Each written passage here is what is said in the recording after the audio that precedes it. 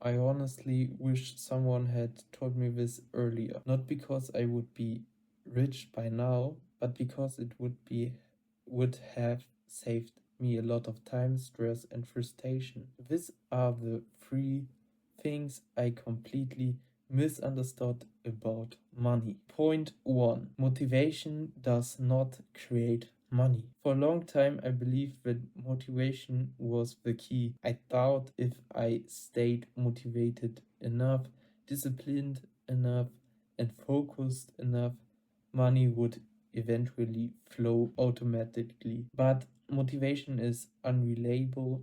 Some days you have it, some days you don't. Money doesn't come from motivation, money comes from systems. Anything that works a long time is a process that continues even when you don't feel motivated. Once I understood that, I stopped trying to be motivated and started trying to build systems. Point 2. Working more does not mean earning more.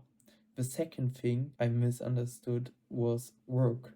I genuinely believe that working more hours automatically meant earning more money. And for a lot of people, that's true, but only if you're trading time for money. For example, in a 9 to 5 job. The moment you start working on skills, results, or leverage, the rules completely change. Two people can work the same number of hours, put in the same effort, and still earn completely different amounts of money. Not because one works harder, but because one is working on something that scales. Then we have point 3. Point 3 is saving is not the problem. The third thing I most understood was saving.